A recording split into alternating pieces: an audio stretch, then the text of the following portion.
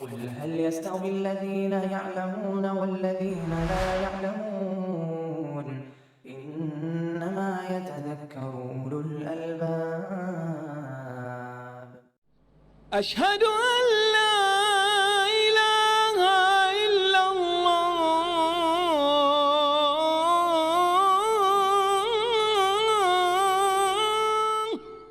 الحمد لله والصلاة والسلام على رسول الله وعلى آله وأصحابه ومن والاه أما بعد.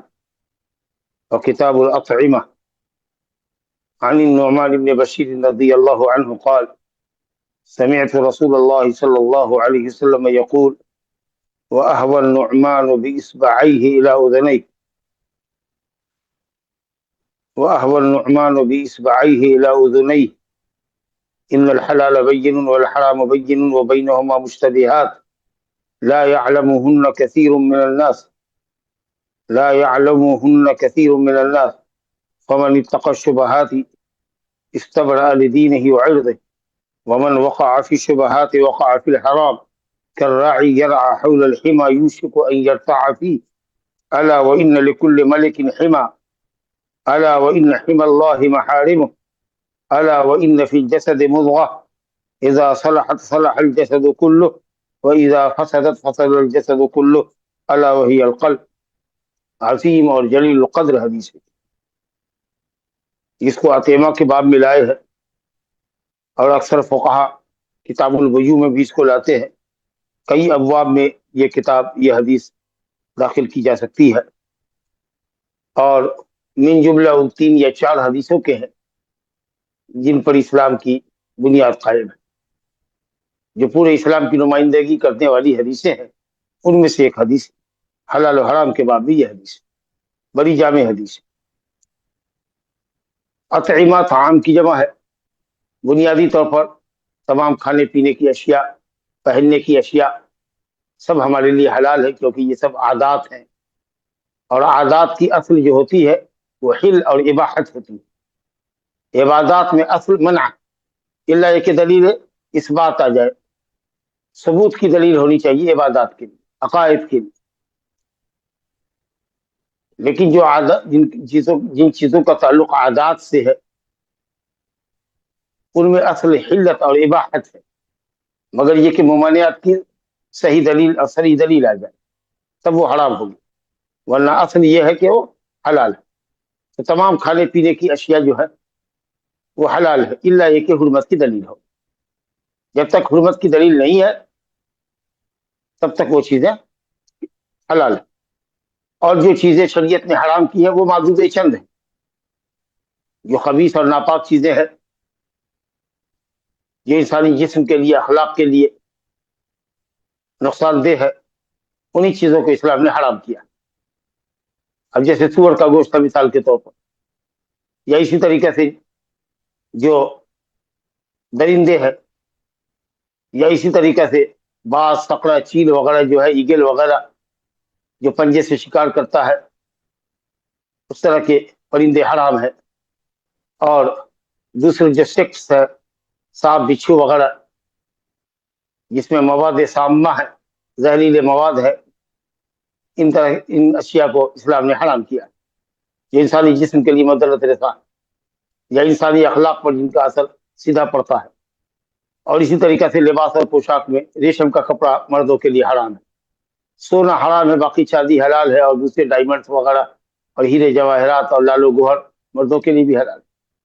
اخلاق و عادات میں آ جائیے تو زنا، چوری، شراب نوشی، اور اسی طریقے سے غیبت، چغلی، چپاتی، اس طرح کی کچھ چیزیں حرام ہیں۔ تو حرام اشیاء معدود ہے، گنی چنی ہے۔ اب باقی تمام چیزیں حلال ہے، اور خاص کے اشیاء اور جن کا تعلق عادات سے ہے، استعمالات سے ہے، ان میں تو اصل یہ ہے کہ وہ حلال ہی ہے۔ الاصل فی الاشیاء الاباحہ، چیزیں اصل میں حلال ہی ہوتی ہے، الا یہ کہ ان کی حرمت پر دلیل ہے۔ دیکھیے اس حدیث کو، جو پہلی حدیث اس باب میں ہے، نعمان بن بشیر صحابی ہے، یہ بھی صحابی ہیں، نعمان کمسن تھے، اور بشیر ان کے والد ہیں، دونوں باپ بیٹے صحابی ہیں۔ نعمان بن بشیر رضی اللہ عنہ فرماتے ہیں: سمعت رسول اللہ صلی اللہ علیہ وسلم یقول، میں نے رسول اللہ صلی اللہ علیہ وسلم کو فرماتے ہوئے سنا، وَأَهْوَى النُّعْمَانُ بِإِصْبَعَيْهِ إِلَىٰ أُذُنَيْهِ، اور نعمان نے اپنی دونوں انگلیوں کو اپنے کان کی طرف جھکایا، اشارہ کیا، کہا میں نے اپنے ان دونوں کانوں سے نبی صلی اللہ علیہ وسلم کو فرماتے ہوئے سنا۔ یہ جو اشارہ ہے کان کی طرف، یہ تاکید کے لیے ہے، تاکہ یہ سمجھو کہ ہمارے سننے میں کوئی شک اور شبہ نہیں، سنا ہے۔ اور وہ کہتے ہیں نا میں نے اپنے کانوں سے سنا، تو سنتا تو آدمی کان ہی سے ہے، لیکن مزید کہا تھا میں نے اپنے ان کانوں سے سنا ہے، میں نے اپنی ان آنکھوں سے دیکھا جو میرے سر میں لگی ہوئی ہے۔ یہ بات اور کلام میں تاکید پیدا کرنے کے لیے، تاکہ کوئی سماعت میں یا بصارت میں، دیکھنے اور سننے میں جو آدمی بات کہہ رہا ہے، جو حکایت نقل کر رہا ہے، جو بات کہہ رہا ہے، اس کے اندر کوئی شبہ نہ ہو۔ تو حضرت نعمان نے اپنی دونوں انگلیوں کو اپنے دونوں کانوں کی طرف جھکایا، یا انگلیوں سے کانوں کی طرف اشارہ کیا۔ کیا سنا نبی صلی اللہ علیہ وسلم سے فرماتے ہوئے؟ کہا ان الحلال بین والحرام بین وبینہما مشتبہات۔ اشیاء تین طرح کی ہے، یا تین قسموں میں، تین کیٹیگریز میں آپ شے کو، اشیاء کو بانٹ سکتے ہیں۔ حلال کی کیٹیگری ہے، حرام کی کیٹیگری ہے، اور ایک کیٹیگری ہے کہ وہ مشتبہ معاملہ ہے، اس کی حلت یا حرمت واضح نہیں۔ تو فرمایا کہ جو چیزیں حلال ہے وہ بین ہے، اس کا معاملہ بالکل بین ہے، اس کا حکم شریعت میں واضح ہے کہ بالکل حلال ہے۔ جیسے روٹی ہم کھاتے ہیں، چاول کھاتے ہیں، دال کھاتے ہیں، مٹن کھاتے ہیں، چکن کھاتے ہیں، اور دوسری جو چیزیں ہیں کھانے پینے کی، جو اشیاء مشروبات ہیں، اور مختلف طرح کی جو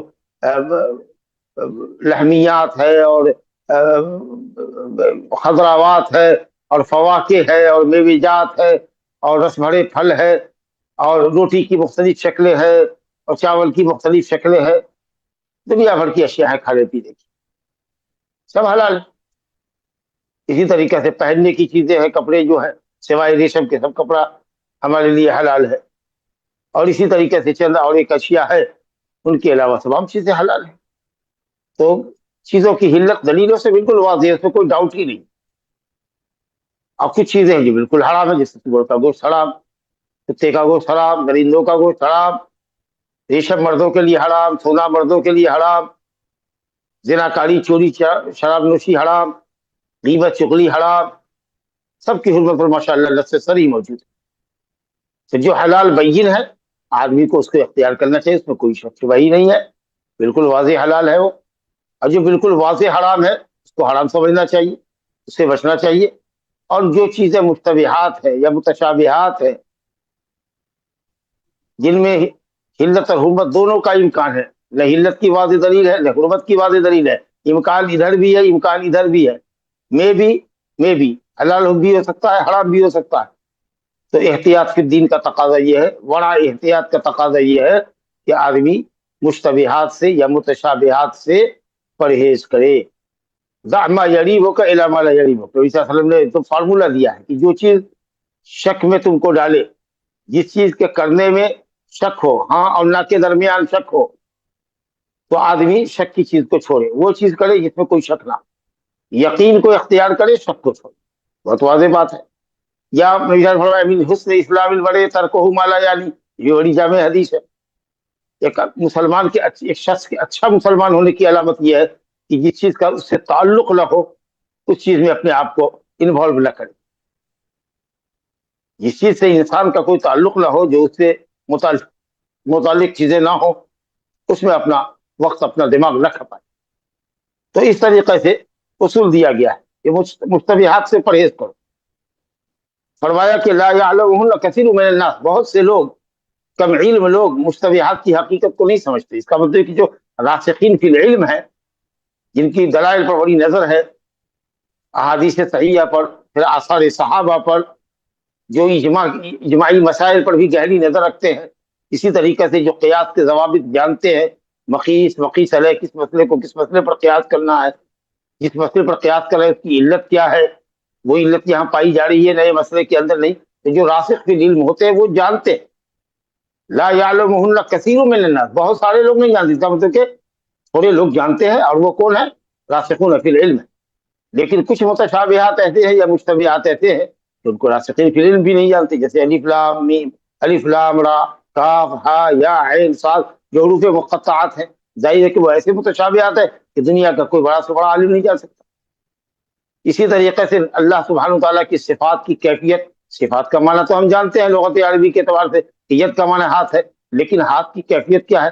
اللہ کلام فرماتا ہے، گفتگو کرنا، کلام کرنا تو سمجھ رہے ہیں، لیکن کلام کرنے کی کیفیت کیا ہے؟ حرف صوت تو ہے، لیکن کیسا حرف نکلتا ہے، اس کے منہ سے کیا کیفیت ہوتی ہے؟ اللہ اترتا ہے، چڑھتا ہے، لیکن اس کے اترنے اور چڑھنے کی کیفیت کیا ہوتی ہے؟ یہ کیفیت کا علم اللہ نے کسی کو نہیں دیا، اللہ نبی کو دیا، سے جائے کہ کسی اور کو دیتا۔ تو یہ صفات کی کیفیت کا علم اللہ سبحانہ تعالیٰ کے ساتھ خاص ہے۔ اس لیے حضرت امام مالک سے جب پوچھا گیا استوا کا معنی، تو کہا استوا تو معلوم ہے، استوا کا معنی تو معلوم ہے، اور کیفیت مجہول ہے، والکیف عنہ مجہول، الاستواء معلوم والکیف عنہ مجہول، کیفیت مجہول ہے، کیسے کا سوال مت کرو اللہ تعالیٰ کی صفات۔ تو یہ کچھ ایسی متشابہات ہیں کہ ان کو کوئی بھی نہیں جانتا۔ تو ایسے ہی متشابہات کے متعلق اللہ نے فرمایا ہے کہ جو جن کے دلوں میں کنجی ہوتی ہے، فَأَمَّا الَّذِينَ فِي قُلُوبِهِمْ زَيْغٌ فَيَتَّبِعُونَ مَا تَشَابَهَ مِنْهُ ابْتِغَاءَ الْفِتْنَةِ وَابْتِغَاءَ، اور ایسے ہی متشابہات کے متعلق کہا کہ وَالرَّاسِخُونَ فِي الْعِلْمِ يَقُولُونَ لَا يَعْلَمُهَا إِلَّا اللَّهُ وَالرَّاسِخُونَ فِي الْعِلْمِ يَقُولُونَ رَبَّنَا، راسخین فی العلم بھی کہتے ہیں کہ ہم اللہ کی آیت پر ایمان لائے، وہ کیفیت کا علم ہم نہیں جانتے، لیکن جو مسائل کے اندر مختلف مشتبہات ہیں، جو دلائل کی وجہ سے اجتباع پڑتا ہے، تعارض ادلہ کی وجہ سے پڑتا ہے، یا صحیح اور ضعیف حدیث مقابلے میں اس کی وجہ سے پڑتا ہے، تو الحمدللہ الراسخون فی العلم جانتے ہیں۔ تو ایسی صورت میں لا یعلمها الا اللہ پر اسفلا رکنا صحیح ہوگا، والراسخون فی العلم یقولون ربنا آمنا کل من عند ربنا۔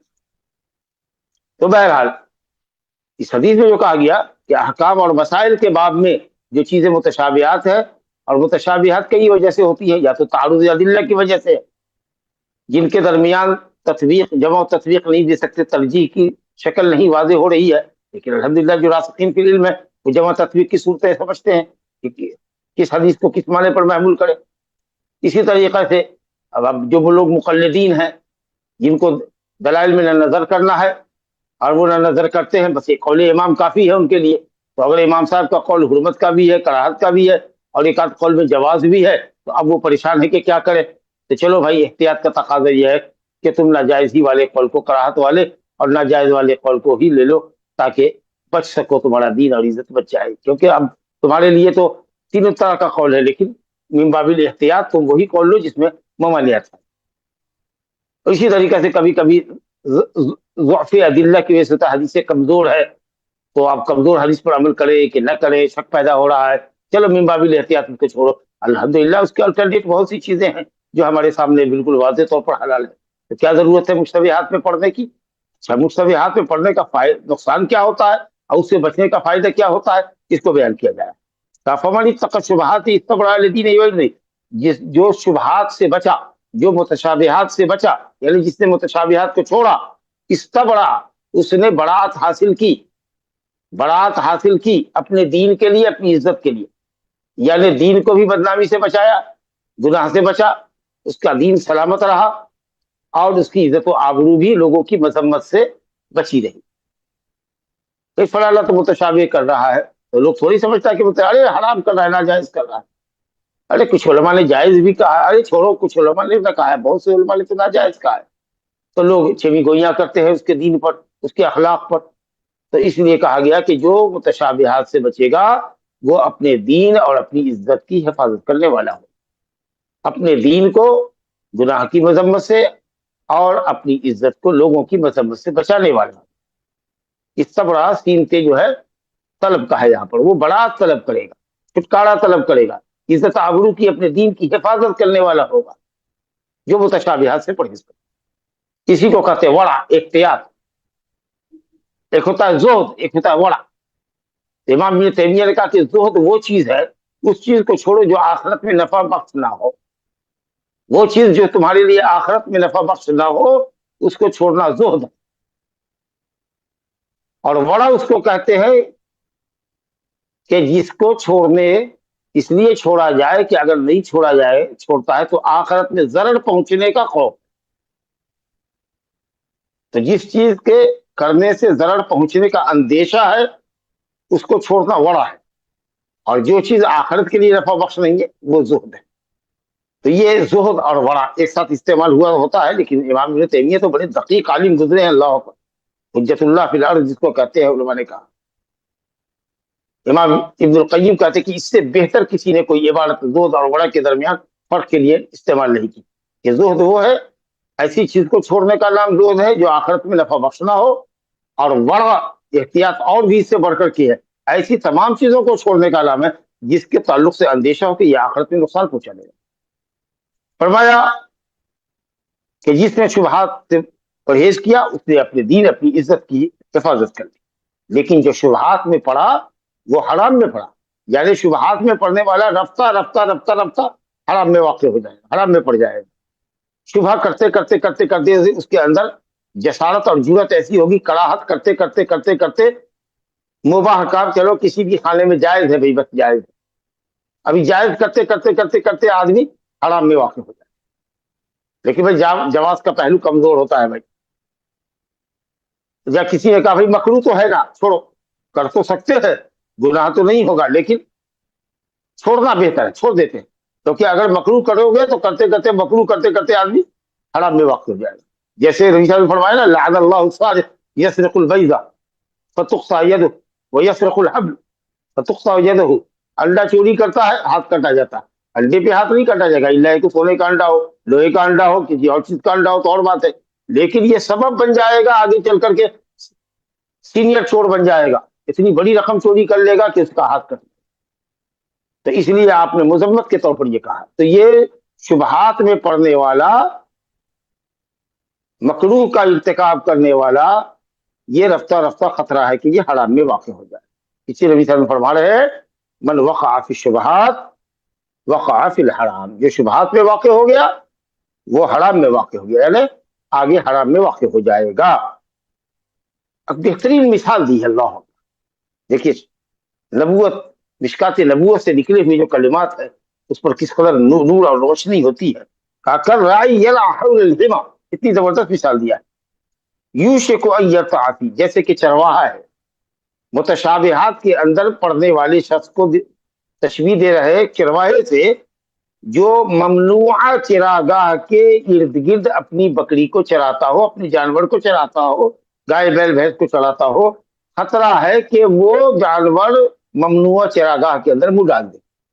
یا ممنوع چراگاہ کے ارد گرد چرانے والے کے لیے بہت بڑا خطرہ ہے کہ ذرا سا غافل ہوا جانور سے اور اس کا جانور ممنوع چراگاہ کے اندر، جس میں پبلک کی جانور کو چرانے کی اجازت نہیں ہے، وہ اس میں منہ ڈال دے گا اور اس کی وجہ سے وہ پکڑا جائے گا اور جانور اس کا پکڑا جائے گا، جرمانہ اس کو کر دیا جائے گا، جرمانہ اس پر عائد کر دیا جائے گا. تو اسی طریقے سے متشابہات کے ارد گرد گھومنے والا، کراہتوں کے ارد گرد گھومنے والا ڈر ہے کہ وہ حرام میں پڑ جائے. کیا زبردست مثال ہے. الا وان لکل ملک حما، آپ نے فرمایا کہ سنو، ہر بادشاہ کے لیے ایک چراگاہ ہوتی ہے، ایک زمین ہوتی ہے جس کو وہ ایکوائر کرتا ہے، اس میں ڈھانٹا لگاتا ہے، گھیرا بندی کرتا ہے، تاکہ اس کے اندر حکومت کے جو جانور ہیں، مال مویشی جو صدقات زکات میں آئے ہیں، وہ اس کے اندر چڑھیں گے چگیں گے. ممنوع چراگاہ ہے، پبلک کے لیے ممنوع ہے. ہر بادشاہ کی اپنی ایک چراگاہ ہوتی ہے.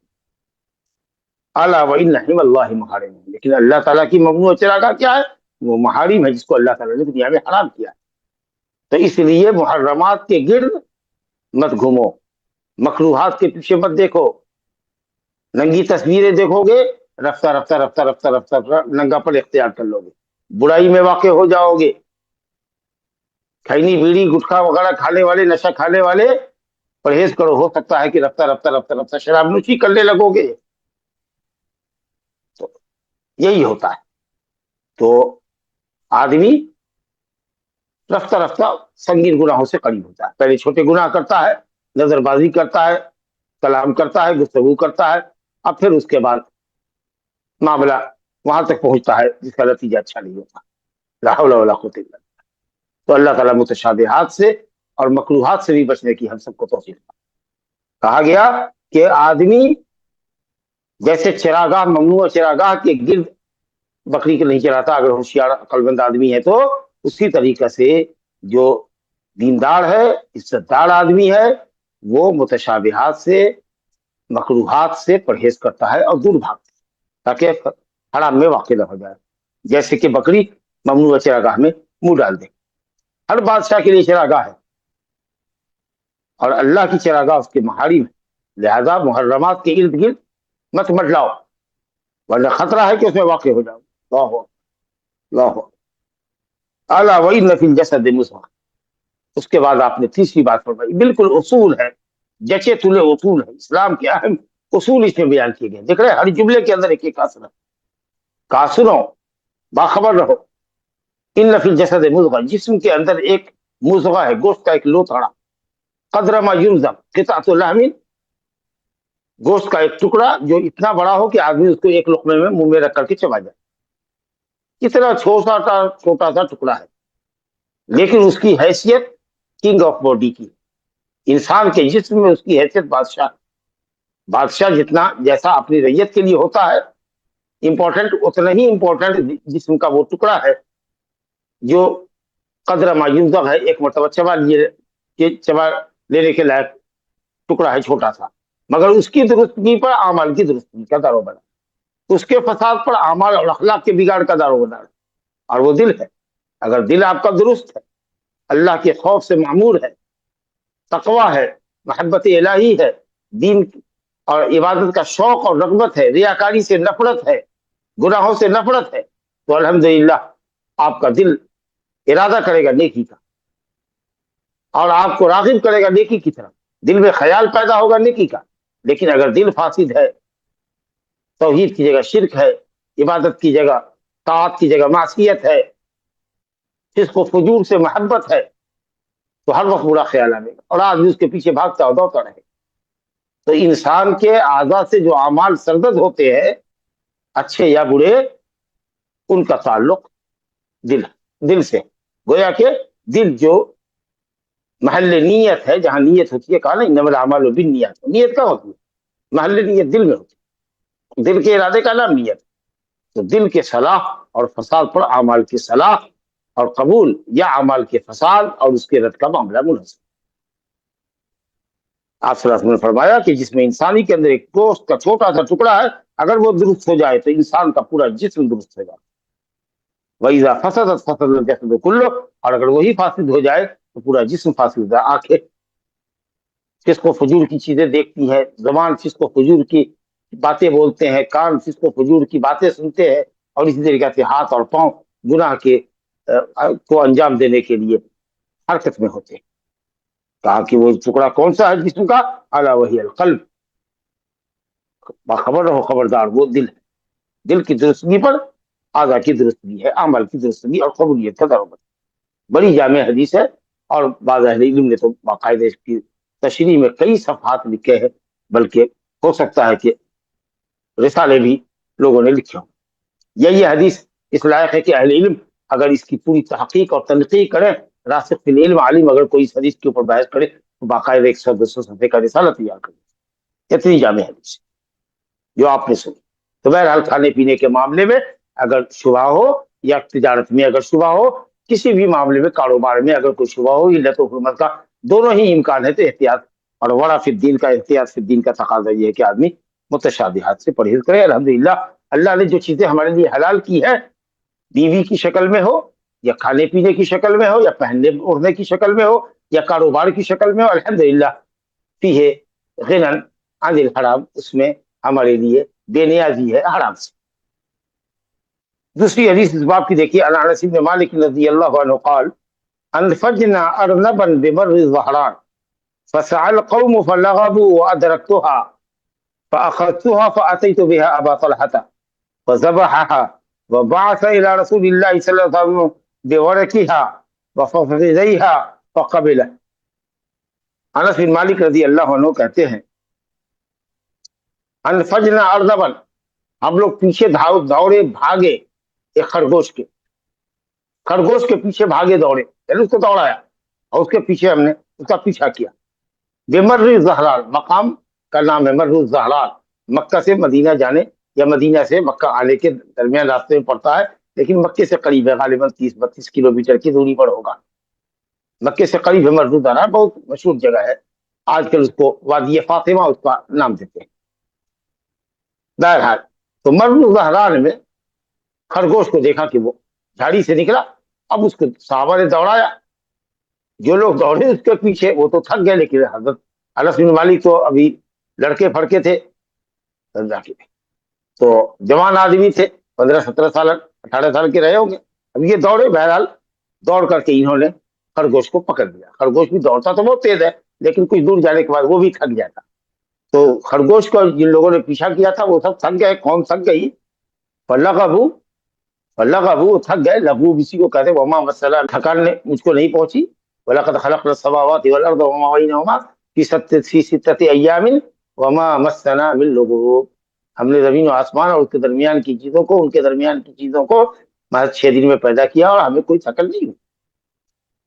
تو لوگ تھک گئے. وہ ادرک تو انس کہتے ہیں رضی اللہ عنہ کہ میں نے اس کو پا لیا. فاخذتها, میں نے اس کو پکڑا اور اس کو لے کر میں آ گیا ابو طلحہ انصاری رضی اللہ عنہ کے پاس, جنہوں نے ان کی والدہ سے ام سلیم سے شادی کی, جس کو ہماری اصطلاح میں سوتیلا باپ کہتے ہیں نا. اب سوتیلا تو نہیں کہیں گے, ابا ابا ہی کہتے ہیں, کیونکہ والدہ کا شوہر ہے تو اس کو عرف عام میں ابا ہی کہتے ہیں. لیکن نام لیا بھی جا سکتا ہے. اگر غائبانے میں ذکر کیا جائے کہ میں کس کے پاس لے کے آیا, تو اگر کہتے میں اپنے ابا کے پاس لے آیا تو کون ابا؟ آپ کے اپنے ابا انس کے والد تھے مالک, یا یہ جو سوتیلے ابا ہے نئے بعد والے نئے ابا وہ ہے مراد. تو اس لیے ایسے موقع پر جب غائبانے میں ذکر کیا جائے تو نام لینا چاہیے. کافا آتے ہی تو ابا طلحہ, میں اس خرگوش کو لے کر کے آ گیا ابو طلحہ رضی اللہ عنہ. فذبحها, انہوں نے اس کو ذبح کر دیا.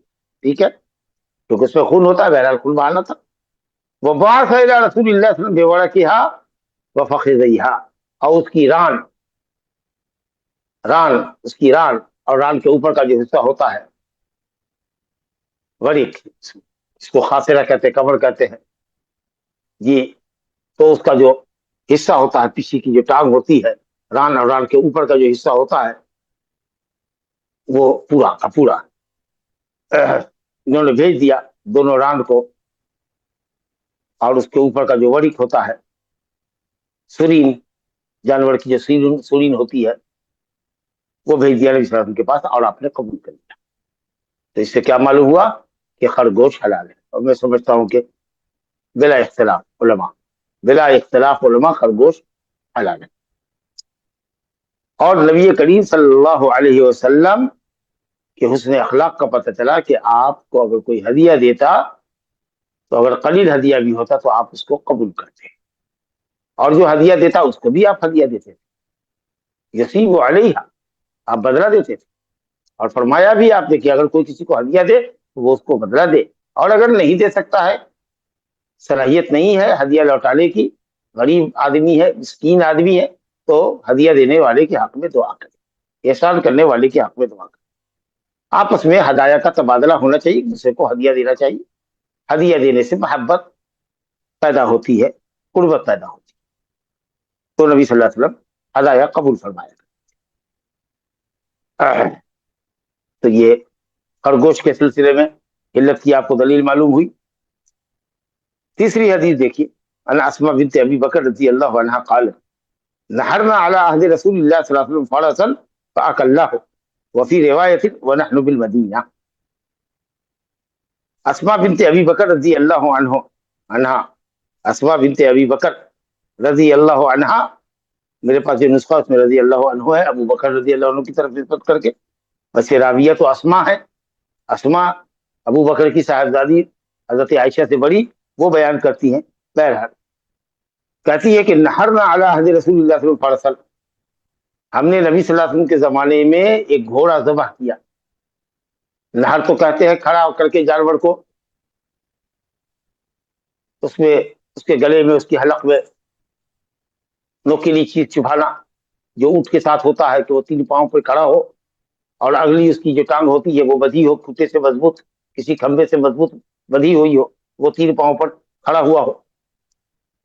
لیکن عام طریقے سے جو گائے بیل ہے یا بکرا بکری ہے, مرہا ہے, دمبا ہے, یا اسی طریقے سے یہ گھوڑا ہے, اس طرح کے جانور کو لٹا کر کے ہی ذبح کیا جائے. تو بہرحال نہرنا ہے کہیں پر, اور بعض الفاظ میں ذبحنا بھی ہے. تو آپ یہ کہہ سکتے ہیں کہ نہر مجازن استعمال کیا ہے, مراد ذبح ہی ہے. تو ہم نے ذبح کیا نبی صلی اللہ علیہ وسلم کے زمانے میں، گویا کہ یہ سنت ہے، نبی صلی اللہ علیہ وسلم کا زمانہ موجود ہے، گھوڑا ذبح کیا فاکلہ، اور ہم نے اس کو کھایا، گھوڑا کھایا، وفی روایت ونحن بالمدینہ، بخاری شریف میں روایت ہے باب الصید والذبائح کے اندر، باب الذبائح والصید کے اندر، کہ ہم مدینے میں تھے، کوئی یہ نہ سمجھے کہ ہم سفر میں تھے یا میدان یا جہاد کے لیے گئے تھے، کھانے کی کوئی چیز نہیں تھی، دوسرے جانور مال مویشی جو ہمارے لیے حلال ہے وہ ذبح کرنے کے لیے نہیں تھے، تو مجبوری میں ہم نے گھوڑا ذبح کر کے کھایا، ایسی بھی کوئی بات نہیں کوئی کہہ سکتا، یہ تعویل نہیں کر سکتا، اس لیے یہ وضاحت بڑی مفید ہے کہ ہم نے ذبح کیا ہے، کھایا بھی ہے۔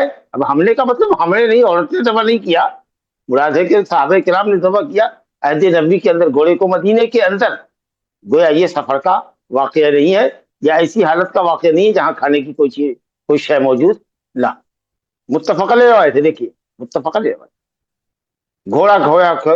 گھوڑا کھانا حلال ہے، لیکن چونکہ اتنا زیادہ مہنگا اور قیمتی ہوتا ہے کہ عام طریقے سے لوگ اس کو ذبح نہیں کرتے، یا اس کا بنیادی مقصد سواری ہے، خاص کر جب قیمتی گھوڑے ہوتے ہیں، انسان کے لیے زینت بھی ہے، صبح و شام اس پر چڑھ کر کے وہ نکلتا ہے تو دیکھتے ہی بنتا ہے، اور جس کے استبل میں قیمتی گھوڑے ہوں، کئی نسلوں کے گھوڑے ہوں، جیسے کسی کے گیریج میں مہنگی مہنگی فراری اور دوسری قیمتی گاڑیاں ہوں تو کیا کہنا ہے، وہ ایک زینت ہے اس کی، تو بنیادی طور پر تو یہ چڑھنے ہی کی چیز ہے، لیکن اس کا یہ مطلب نہیں کہ اس کو کھایا نہیں جا سکتا، وہ کھانے کا بھی ہے اور کھایا ہے صحابہ کرام نے، مسئلے میں اختلاف ہے وہ ہم ذکر کریں گے، 2-3 حدیثیں اس کی مضمون کی ہے، اس کو پڑھ لیتے ہیں۔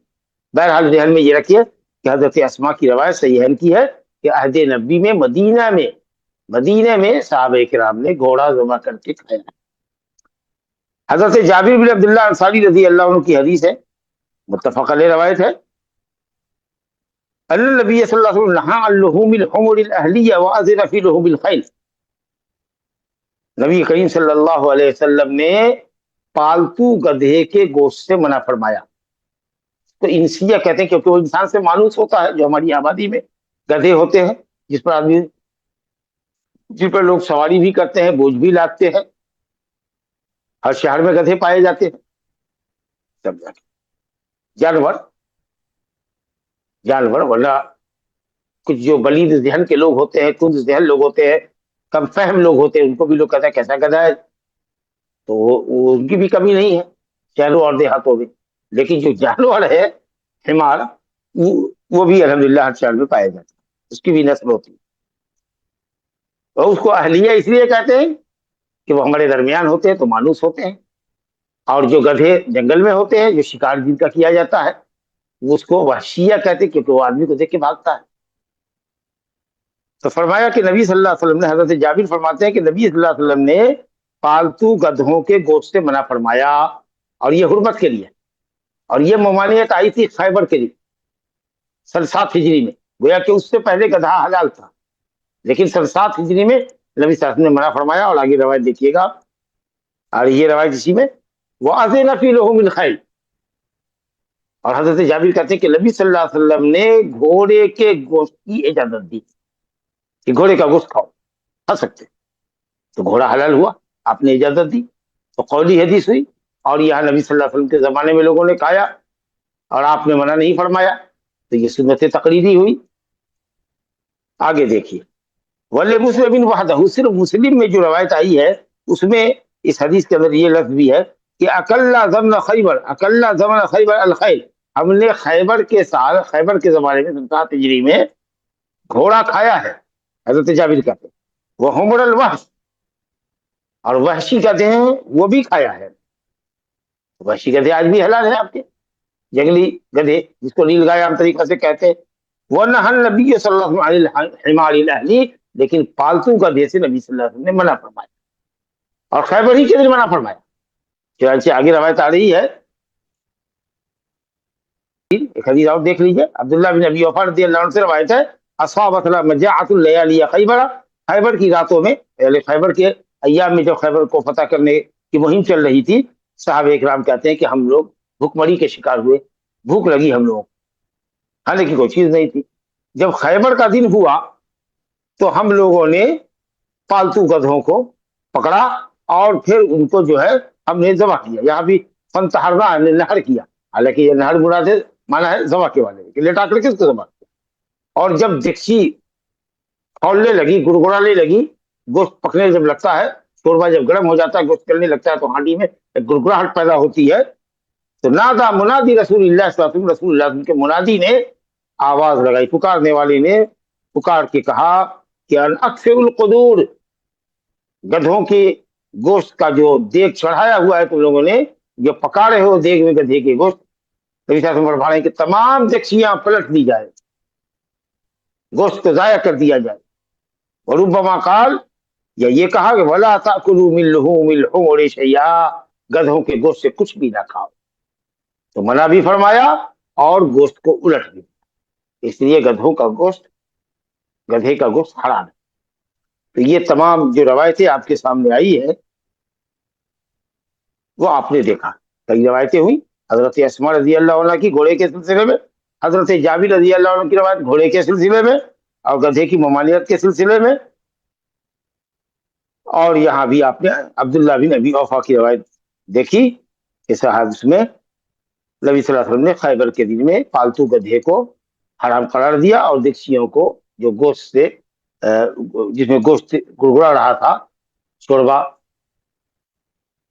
سب کو کہا کہ اس کو پلٹ دو. تو گدھا حرام ہے, خچر حرام ہے, لیکن گھوڑا نص صریح سے, صحیح حدیث سے, صحیحین کی حدیث سے, صریح حدیث, صحیح اور صریح جو گھوڑے کی ہلجیت پدرات کرتی ہے, آپ نے سنی. فقہا کا اختلاف اس سلسلے میں حضرت امام ابو حنیفہ رحمۃ اللہ علیہ اور امام مالک رحمۃ اللہ علیہ سے ایک قول حرمت کا اور ایک قول کراہت کا.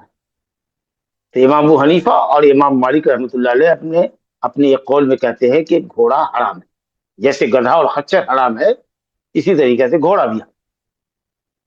دلیل کیا ہے؟ دلیل سورہ نحل کی آیت نمبر 8, والخیل والبغال والحمیر لترکبوها وزینہ.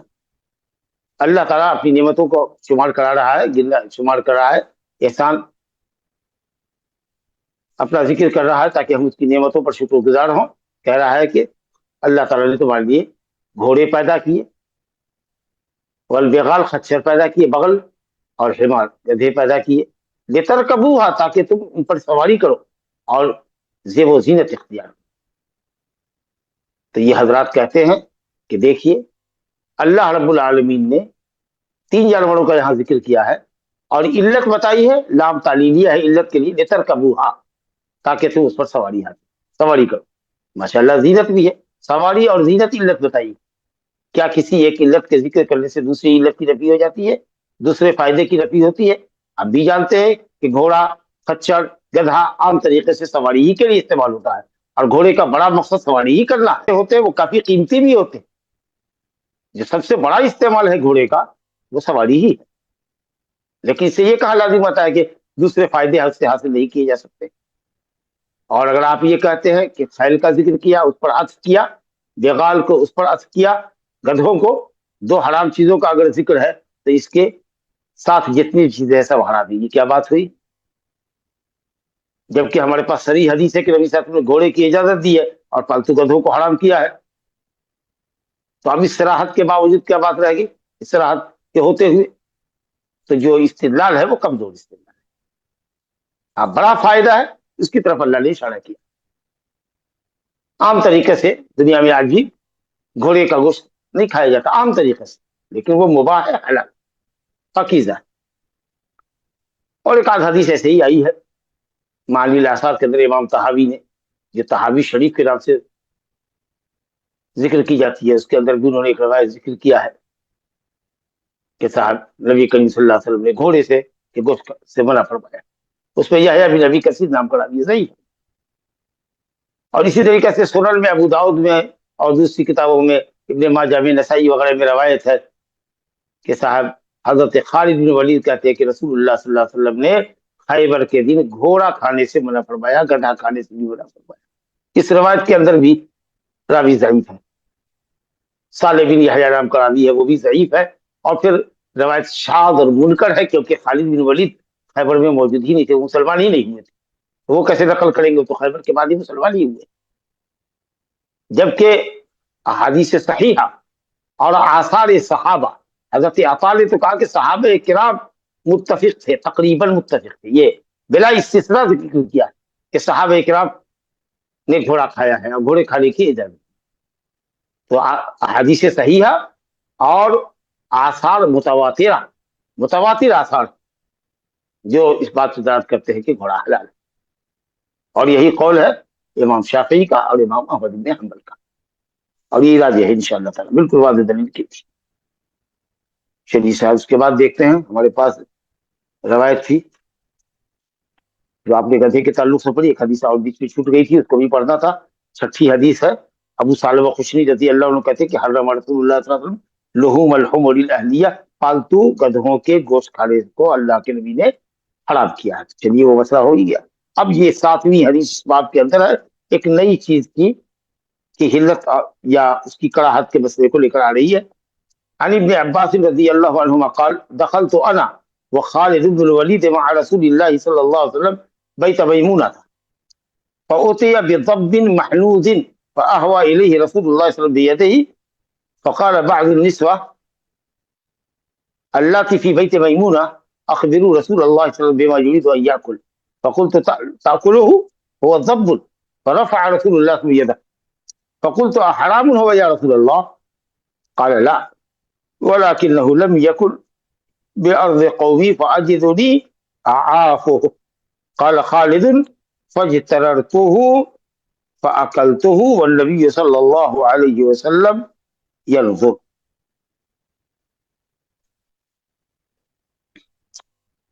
فرمایا ابن عباس رضی اللہ عنہما کہتے ہیں کہ میں اور خالد بن ولید رسول اللہ صلی اللہ علیہ وسلم کے ساتھ میمونہ بنت حارث الہلالیہ کے گھر میں داخل ہوئے. ابن عباس کی خالہ تھی. میمونہ کے گھر میں گئے، نبی صلی اللہ علیہ وسلم تشریف لے گئے اور نبی صلی اللہ علیہ وسلم کے ساتھ ابن عباس بھی ہیں جو بہن کے بیٹے ہیں ان کے، میمونہ خالہ ہے، اور ایک خالد بن ولید. تینوں حضرات داخل ہوئے میمونہ کے گھر. اب دسترخوان بچھایا گیا، کھانا لایا گیا. فأتي بضب محنوز، ضب لایا گیا جو بھنا ہوا تھا. محنوز کہتے ہیں گرم پتھر پر گوشت کو بھون دیا جائے، سیک دیا جائے. اس قدر عرب میں ریتیلے علاقے میں، پہاڑی علاقے میں پتھر گرم ہوتا ہے. وہ کھانا آپ کے سامنے لایا گیا. بب گوہ جس کو کہتے ہیں، لیزرڈ جو صحرائی جانور ہوتا ہے، مختلف ملکوں میں مختلف لیزرڈ کی قسم ہوتی ہے، جس کا چہرہ عام طریقے سے مثلث نما ہوتا ہے، بعض جگہ گول بھی ہوتا ہے. 2 آگے اس کے پنجے ہوتے ہیں، 2 پیچھے کی ٹانگیں ہوتی ہیں، 5 انگلیاں ہوتی ہیں. چھوٹا جانور ہوتا ہے، ہال بڑی موٹی ہوتی ہے، نیچے کانٹے دار بھی ہوتے ہیں اس کے. بہرحال وہ سبزی وغیرہ کھاتا ہے، سبزی ترکاری کھاتا ہے، کچھ چھوٹے چھوٹے کیڑے مکوڑے سکھ کو کھاتا ہے. وہ درندہ صفت نہیں تو کھایا جاتا تھا. اور یہ صحرا کے علاقے میں، ریتیلے علاقے میں زیادہ پایا جاتا. تو نبی صلی اللہ علیہ وسلم کے پاس لایا گیا یہ بھنا ہوا گوہ لیزرڈ لایا گیا. فأہوى الیہ رسول اللہ بیدی، آپ کو پتہ نہیں تھا کہ کس چیز کا گوشت ہے، تو آپ نے اپنا ہاتھ بڑھایا اس کی. تو بعض خواتین جو وہاں بیٹھی ہوئی تھی میمونہ رضی اللہ عنہ کے گھر میں، انہوں نے کہا کہ نبی صلی اللہ علیہ وسلم کو خبر کر دو کہ وہ جس چیز کی طرف ہاتھ بڑھا رہے ہیں، جس چیز کے کھانے کا ارادہ کر رہے ہیں، وہ کیا ہے، یہ بتا دو، پسند آئے گا تو کھائیں گے. فقلت، تو میں نے کہا، حضرت میمونہ کہتی ہے تاکلہ هو ضب، آپ اس کو کھا رہے ہیں، یہ گوہ ہے، یہ لیزرڈ ہے. فرفع رسول اللہ صلی اللہ علیہ وسلم نے اپنا ہاتھ اٹھا لیا، ہاتھ سمیٹ لیا، کھینچ لیا، اس میں سے کچھ نہیں کھایا. تو نبی صلی اللہ علیہ وسلم رک گئے. اب صراحت دیکھیے آگے. فقلت، میں نے کہا حرام ہوا یا رسول اللہ، کیا یہ گوہ کھانا حرام ہے اسلام میں؟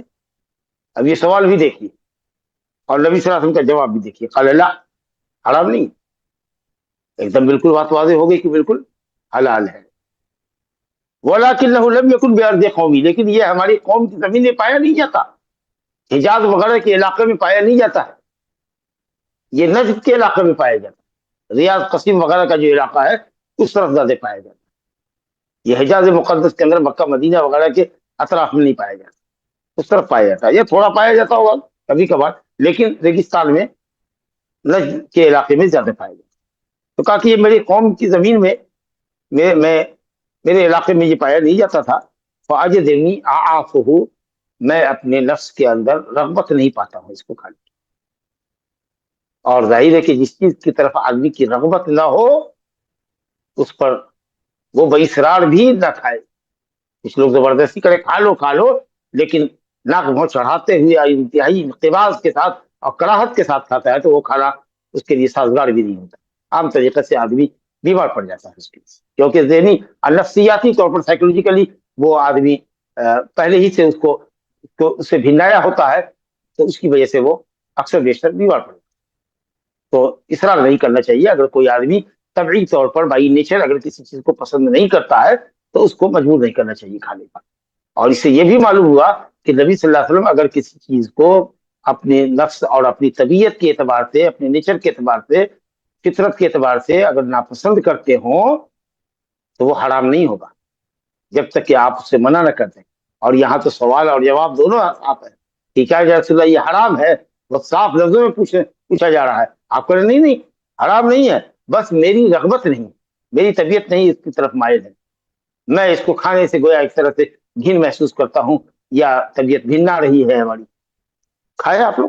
بہرحال خالد کہتے ہیں کہ میں نے اس کو پیالے کو اپنی طرف، یہ جس سینی میں وہ رہا ہوگا، جس برتن میں رہا ہوگا، اس کو میں نے اپنی طرف کھینچا، فاکلتہ، اور میں نے کھایا مزے لے کر کے، یہ مزے لے کر کے میں اپنی طرف سے بڑھا رہا ہوں، میں نے کھایا، ان کی مرغوب چیز تھی اور نبی صلی اللہ علیہ وسلم دیکھ بھی رہے ہیں۔ تو ایک طرف نبی صلی اللہ علیہ وسلم کے دسترخوان پر کھایا جا رہا ہے، آپ دیکھ بھی رہے ہیں، اور نبی صلی اللہ علیہ وسلم سے پوچھا جا رہا ہے کہ کیا وہ حرام ہے، تو آپ کہہ رہے کہ نہیں، معلوم یہ ہوا کہ وہ حلال ہے، بالکل واضح۔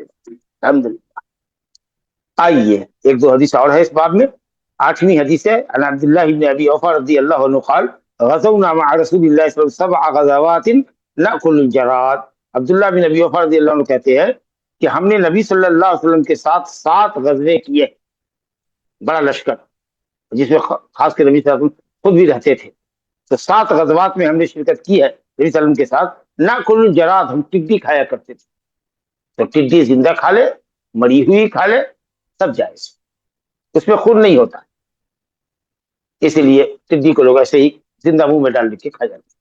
اور اگر وہ مر جائے کسی بھی وجہ سے مر جائے، الا کہ کوئی کیمیکل چھڑکاؤ کیا گیا ہو اور وہ زہریلا مادہ بن گیا ہو تو اور بات ہے، ورنہ وہ مردار بھی حلال ہے، جیسا کہ عبداللہ بن عمر کی روایت ہے صحیح سند سے کہ نبی صلی اللہ علیہ وسلم نے فرمایا احلت لنا میتتان و دمان، میرے لیے یا ہمارے لیے نبی صلی اللہ علیہ وسلم نے فرمایا حلال کیا گیا ہے 2 مردار اور 2 خون۔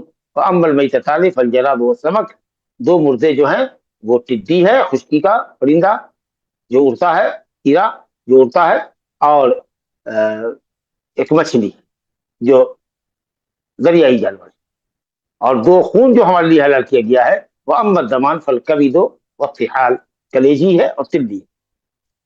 تو ٹڈی گویا کہ حلال ہے، زندہ بھی اور مردہ۔ نبی حدیث عن زہد بن مدرب الجرمی قال كنا عند ابي موسى الاشعري فدعا بمائدة وعليها لحم دجاج فدخل رجل من بني تيم الله احمر شبيه بالموالي فقال هلم فتلقاه قال هلم فاني رايت رسول الله صلى الله عليه وسلم ياكل منه۔ زہد بن مدرب الجرمی قبیلہ جرم کے ہیں، عرب کا مشہور قبیلہ خزاعہ کا ایک بطن ہے، ایک گروپ ہے خاندان کا، بڑے خاندان کا۔ تو یہ زہد بن مدرب کہتے ہیں کہ ہم لوگ ابو موسیٰ اشعری رضی اللہ عنہ کے پاس سے، فدعا بمائدۃ، ابو موسیٰ نے دسترخوان منگوایا، گھر میں حکم دیا، آرڈر کیا، کھانا حاضر کرو، تو دسترخوان بچھایا گیا۔ عام طریقے سے دسترخوان بچھایا جاتا ہے زمین پر، اس زمانے میں وہ آج کل کی طریقہ سے وہ ٹیبل اور جو ڈائننگ ٹیبل وغیرہ ہوتا ہے اس طرح کی چیزیں تو تھی بھی نہیں، تو عام طریقے سے، اور آج بھی جو بڑی دعوتیں ہوتی ہیں تو گھروں کے اندر جو لوگ دعوت کرتے ہیں تو وہ نیچے ہی دسترخوان کا انتظام کرتے ہیں، لیکن اب بہرحال ہوٹلوں کے اندر ہو یا شادی بیاہ کی تقریبات میں ہو تو پھر وہ ٹیبل کرسی کا انتظام رہتا ہے۔ خیر، تو مائدہ لایا گیا، دسترخوان گویا کہ زمین پہ بچھایا گیا اور ہم لوگ بیٹھے دسترخوان۔ تو جو چیزیں کھائی ईटेबल जो चीजें थी, जो मतूमात हाजिर किए गए दस्तरखान पर, जो चीजें लाई गई खाने के लिए, उनमें एक चीज मुर्गी का भी गोश्त, लहमे दजाज, मुर्गी का गोश्त, चिकन थी। तो इसी दरमियान में एक शख्स जो बनी तैमुल्ला, ये भी अरब का मशहूर कबीला है, उसका एक आदमी जो लाल रंग का था, चेहरे पर सुर्खी जाहिर होती थी, शबीहुल मिलवा वाली, आजाद करदा गुलाम जैसी शक्ल नहीं होगी, लाल रंग का एक था आदमी, बनु तैम का, बनु तैमिल्ला का। वो हजरत अबू मूसा अशरी के पास आया, तो हजरत अबू मूसा ने कहा, हलुम आओ आओ, खाली पड़ा। हलुम बुलाने के लिए आता, किसी चीज की तरफ बुलाना, हलुम इलैया, मेरी तरफ आओ, हलुम इलैया। कुरान ने भी जमा का सेगा इस्तेमाल करके हलुम इलैया कहा है। तो हिजाज वाले एक आदमी को भी कहे तो हलुम इलैया, दो आदमी को भी अगर बुला लो तो हलुम इलैया, तीन को बुला लो, 100 को बुला लो, हलुम इलैया। लेकिन नजद वाले हलुम्मा एक को, हलुम्मा दो को, हलुम्मू तीन को, लड़की है औरत है तो हलुम्मी, इस तरीके से वो इस्तेमाल करते हैं, जमायर को बदलते रहते हैं, वाहिद तस्नीय जमा के। कहा भाई आओ, फतलक का, वो छिटक गया, बढ़ नहीं रहा था, देख रहा था कि मुर्गी का गोश्त है। अब मुर्गी वो खाता नहीं था या उसको पसंद नहीं थी। मुमकिन क्या है कि कभी देखा होगा कि गलाजत में चोच मार रही है। आम तरीके से बहुत से लोग हैं जो भिन्न आते हैं मुर्ग खाने से, खास करके जो देहाती मुर्ग होते हैं जो खुले चढ़ते हैं, तो वो कुछ हो सकता है कि गलत भी खाता है, लेकिन मेजर खुराक उसकी वो नहीं है कि उसी पर वो पलता हो, वही उसकी खुराक है। तो गंदगी का जैसे सुअर की खुराक, कभी कभार हो सकता है कि वो चोट मार दे, वरना आम तरीके से वो ताला खाता है, चढ़ता छिपता है। कहा कि खाओ भाई खाओ, लेकिन देखा कि वो छिटक गया, मुर्गी की वजह से दस्तरखान पे बैठ नहीं रहा है। कहा भाई आओ आओ, हलू में फिर दोबारा कहा, नहीं रही तो रसूल याद करो, नबी साहब को मैंने मुर्गी खाते हुए दस्तरखान पर देखा है। तो मालूम हुआ कि अगर अल्लाह ने मुर्ग खिला रहा है, अल्लाह आपको मुर्ग खाने की सलाहियत है, मटन खाने की सलाहियत है, बिरयानी खाने की सलाहियत है, अल्हम्दुलिल्लाह आप खा सकते हैं। खाने में वसअत हो सकती है, मजेदार खाना खाया जा सकता है, अच्छा कपड़ा पहना जा सकता है, लेकिन यह है कि बहुत ही इसराफ नहीं होना चाहिए, इसराफ नहीं होना चाहिए, बहुत ही नहीं, इसराफ नहीं होना चाहिए। असल में ये कहना चाहता था कि बहुत ज्यादा इसकी आदत नहीं होनी चाहिए कि बगैर उम्दा खाना के हम कभी नीचे का खाना गबड़ाई नहीं करेंगे। अगर दाल है, चावल है या कुछ सब्जी है तो नहीं खाएंगे भाई, भूखे रह जाएंगे लेकिन नहीं खाएंगे जब तक के मटन ना हो, जब तक के बिरयानी ना हो, तो ये मिजाज नहीं होना चाहिए। बाकी अल्लाह ने अगर वसअत दी है तो उसको खाइए। लेकिन कुछ लोग वसअत के बावजूद भी तदय्युन और तकवा समझ करके पाकीज़ा और अच्छी ग़िज़ाओं को दरकिरार करते, नहीं नहीं मैं बिरयानी नहीं खाता भाई, मैं मुर्ग नहीं खाता भाई। क्यों नहीं खाते? अरे ऐसे ही नहीं खाता, ये उसको तदय्युन और तकवा समझता है। तब फिर ये चीज तदय्युन और तकवा नहीं है। कुल मन हर्रम ज़ीनतल्लाहि अल्लती अखरज लिइबादिही वत्तय्यिबाति मिन, अल्लाह की पैदा करता जीनत को और पाकीज़ा रोज़ी को कहिए किसने हराम किया है? ये तो असल में मुसलमानों ही के लिए पैदा की गई, मुसलमानों की बरकत से दुनिया की दूसरी कौमें खा ली। तो इसलिए अल्लाह ने अगर वसअत दी है तो खाइए और अल्लाह का शुक्र बजा लाइए, इसराफ से बचिए, या इसको अपनी आदत मत बनाइए कि उसके बगैर आप खाना ही ना खाएं। तो बहरहाल मुर्ग का गोश्त खा सकते हैं और खाया जाता है, और खूब कसरत से लोग खाते हैं। लेकिन अगर मान लीजिए कि साहब वो कभी गंदी चीज भी खाता हो, लेकिन वो मेजर खुराक उसकी ना हो, तो अल्हम्दुलिल्लाह वो जल्लाला में दाखिल नहीं है। वो जानवर जो जिसकी खुराक ही गलत हो और जिसकी वजह से उसका जिस्म बदबू कर रहा हो, अगर गोश्त जमा किया जाए तो गोश्त से भी बदबू आ रही हो, पसीना भी बदबूदार हो, तो इस तरह के जल्लाला जानवर से जो बेसिकली गंदगी खाता हो, पर सवारी करने से भी आपने मना फरमाया, गोश्त खाने से मना फरमाया, उसका दूध पीने से मना फरमाया, अगर वो अंडा देने वाला कोई परिंदा है तो उससे भी मना फरमाया। लेकिन वो जानवर है जिसके अंदर बदबू ऊपर से स्मेल आती है, समझा कि नहीं? लेकिन अगर कभी कभार गंदगी खाता है, लेकिन बुनियादी तौर पर वो नहीं खाता, तो वो जल्लाला में दाखिल नहीं है। अब अगर कोई जानवर है, मान लीजिए कि जल्लाला ही खाता है, जल्लाला है, गंदगी ही खाता है, और उसको आपने बांध के कई दिन तक रखा कि लीद वगैरह से उसकी तमाम गंदगी निकल गई, और उसके बाद पाकीज़ा ग़िज़ा आपने उसको दी, चावल दिया, रोटी दिया, घास दिया, भूसा दिया, कुछ और चीजें ला करके बाजार से चना वगैरह दिया उसको, यहाँ तक के 10 दिन 15 दिन खिलाने के बाद देखा कि अब उसके अंदर स्मेल खत्म हो गई, जो बदबू थी उसकी खत्म हो गई, तो इंशाअल्लाह ताला अब वो जल्लाला की सीरीज में नहीं होगा और उसको खाना आपके लिए हलाल। लेकिन कोई जानवर जो है हमारे लिए हलाल है, और कभी कभार अगर गलत खाता है تو اس کے لیے کوئی حد نہیں، وہ جلانا نہیں ہے آپ کا۔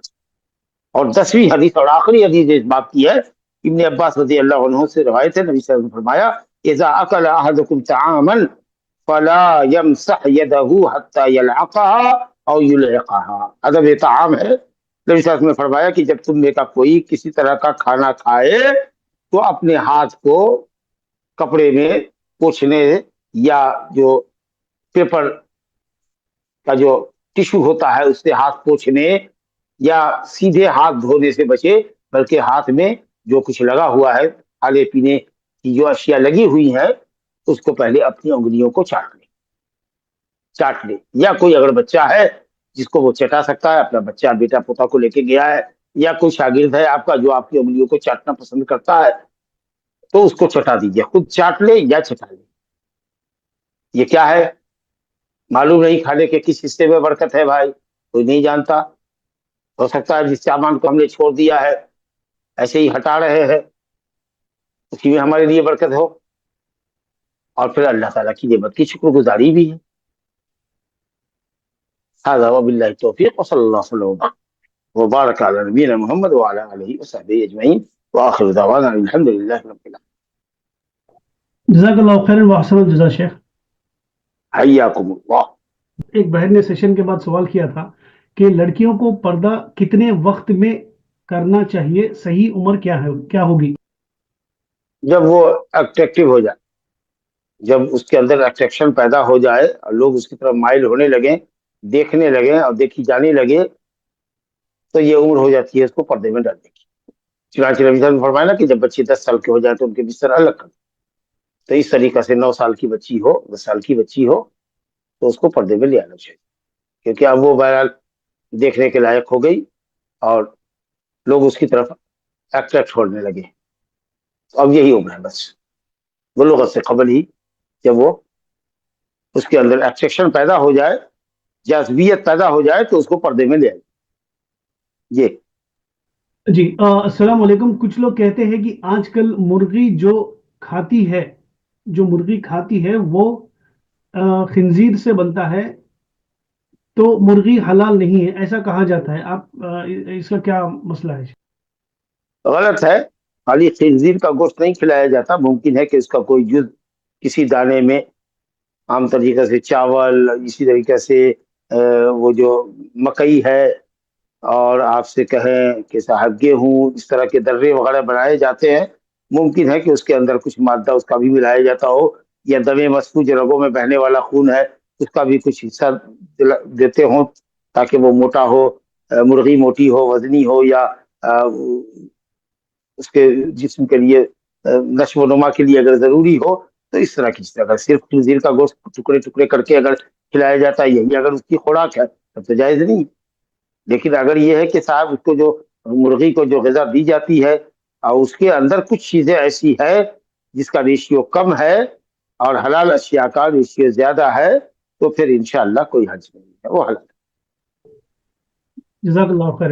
السلام علیکم ورحمۃ اللہ وبرکاتہ۔ کیا کسی چیز پر ماں باپ سے ضد کرنا یا ماں باپ کے کسی فیصلے پر ناراضگی دکھانا ماں باپ کی نافرمانی میں آتا ہے؟ آتا ہے۔ اگر کوئی چیز آپ کی سمجھ کے مطابق غلط ہی کہہ رہے ہیں ماں باپ، تو ان کے ساتھ نرمی سے پیش آؤ، ضد نہ کرو، تھوڑی دیر کے لیے رک جاؤ، چپ ہو جاؤ۔ جب وہ نارمل ہوں گے تو ادب کے ساتھ ان کے پاس جاؤ، ان کو سمجھاؤ، تو سمجھ جائیں گے انشاءاللہ تعالیٰ، سمجھنے کی کوشش کریں۔ لیکن اگر بالکل واضح نقصان ہے اور وہ مزید ہے اس کے باوجود بھی، اور آپ دیکھ رہے ہیں کہ بالکل جس چیز سے منع کر رہے ہیں وہ واضح نقصان ہے، تب پھر آپ ان کے خلاف بھی کر سکتے ہیں۔ لیکن اگر چیز ہے کہ جس کے اندر کچھ امکان ہے، یا وہ اگر دوبارہ سمجھائیں گے ان کو، اس وقت اگر ضد ہو رہی ہے دونوں طرف سے، تو ادب کا تقاضا یہ ہے کہ آپ ابھی ضد نہ کریں، والدین کے سامنے خاموش ہو جائیں، ابا کے سامنے خاموش ہو جائیں، پھر کچھ دیر کے بعد جب وہ نارمل ہوں تو آپ دوبارہ سے ان سے ملیں اور اس کے فائدے اور نقصان دونوں کو سامنے رکھیں، انشاءاللہ تعالیٰ وہ بھی سمجھ لیں گے اور بات اچھی رہے گی۔ آپ کا ادب اور احترام بھی رہے گا والدین کے ساتھ۔ ذبیحہ کے سبحان اللہ، शेख, एक हमारे करीबी रिश्तेदार है जो तंबाकू होलसेल करते हैं, तो क्या ये उनका काम जायज है? नाजायज है, नाजायज है। उनको समझाइए, मना कीजिए। दावत दे तो दावत कबूल कर सकते हैं, लेकिन उनको समझाइए, मना कीजिए। और बार बार अगर दावत दे तो इनकार कर दीजिए कि आपकी आमदनी सिर्फ यही है इसलिए नहीं आएंगे, या मेजर आमदनी आपकी तंबाकू फरोशी है और ये हराम है, तो आप उनको मना कीजिए, समझाइए। लेकिन पेशा उनका हराम है। रिस्क का जो सोर्स है ऑफ इनकम है, या कमाई का जो जरिया है उनका, कहीं तंबाकू की फरोख्तगी, ये नाजायज हराम जी। जज़ाकल्लाहु खैरन शेख। ज़बीहा के ताल्लुक से अगर डाउट है कि शायद बेनमाजी ने ज़बीहा किया या बदअकीदगी वाला शख्स किया, तो दुरुस्त क्या है? डाउट रखे या डाउट छोड़ दें? डाउट छोड़ दें, बिस्मिल्लाह करके खाएं। इल्ला है कि पता चले कि किसी काफिर ने दवा किया है या गैर शरई तरीके पर दवा किया है, या अगर आप इस मसले को लेते हैं कि साहब बेनमाजी तारीख सलात मुतलक काफिर है, चाहे एक वक्त की नमाज भी छोड़ता हो। अल्लाह के यहाँ इख्तलाफ है, कुछ लोग कहते हैं कि अगर एक दो वक्त भी छोड़ता है तो काफिर है, और कुछ कहते हैं कि कभी पढ़ता है कभी छोड़ता है, या बाद वक्त पढ़ता है बाद वक्त छोड़ता है, तो वो ऐसा आदमी काफिर नहीं। तो बहरहाल अगर आप इस नजरिए के हामिल हैं कि अगर मुतलक तारीख सलात काफिर है, तब फिर अगर आपको मालूम है कि ज़बह करने वाला बेनमाजी है या बदअकीदा है, खबर परस्त है, तो आप उसका ज़बीहा न खाएं। लेकिन अगर आपको पता नहीं है, शुबहा है कि हो भी सकता है ऐसा, हो भी सकता है ऐसा, तो आप उसमें जल्द रखिए, बिस्मिल्लाह करके। अगर कोई ये डिसाइड कर ले कि मुझे सॉफ्ट ड्रिंक्स, पेप्सी कोला वगैरह नहीं पीना है, अब बहन ने तो ऐसा लिखा कि मतलब तकवे की बिना पर मुझे नहीं पीना है, तो क्या ये ठीक है? तकवा नहीं है ये। तकवा क्या, इससे तो कोई ताल्लुक नहीं है। नुकसानदेह चीजों से बचना। सेहत के लिए तकवा हो सकता है, अगर डॉक्टर ने मना किया है कि आप शुगर पेशेंट हैं, थायराइड के मरीज हैं, या कोलेस्ट्रॉल आपका है, और इस चीज़ों से सॉफ्ट ड्रिंक वगैरह से ये चीज़ें हाई हो जाती हैं, नुकसानदेह होती हैं, तो आप तकवा इख्तियार कीजिए सेहत के एतबार से। लेकिन दीनदारी वाला तकवा नहीं है, दीन का तकवा नहीं है। हलाल मशरूब है तो हलाल है। आपकी तबीयत अगर नहीं चाह रही है, नहीं पीना चाहते हैं, मत पीजिए। हम भी नहीं पीते, लेकिन कभी कभार अगर कोई बहुत जिद करे तो चलो एक दो घोट ले लेते हैं, लेकिन आदतन हम भी नहीं लेते। लेकिन उसके तर्क को तकवा और तदय्युन नहीं समझते जी। जी शेख, अगला सवाल है उसी हिजाब के मुतालिक जो लड़की का पूछे थे शेख छोटे। ये पूछा जा रहा है कि फेस पीस भी पहनाना जरूरी है क्या? वही हिजाब है, असल में वही हिजाब है। चेहरा ही महाजिम का मजमुआ है, चेहरा ही मजमुउल महासिन, उसी पर पूरा हुस्न है, समझा। इसलिए युदनी नाले ने कुरान ने कहा, युदनी नाले ही नमीन जलाबी है, या यूहन नबी कुल अज़वाजिका व बनातिका व निसाइल मोमिनीन युदनीन अलैहिन्ना मिन जलाबिबिहिन्ना। अपनी जिलबाब को, अपनी बड़ी चादर को अपने ऊपर लटका के रखें। कहाँ लटकाना है? ऊपर सर से नीचे, चेहरे तक, सीने तक, सीने के नीचे तक ले आना है, ताकि उभार भी ढक जाए सीने का और चेहरा भी ढका हो। ये बाज हनफी उलमा ये फतवा देते हैं कि शेयर मार्केट में अगर कोई कंपनी पर 33% इंटरेस्ट या बैंक लोन है तो ये शेयर हलाल है। ये कहाँ तक सही है? सही नहीं है, सही नहीं है।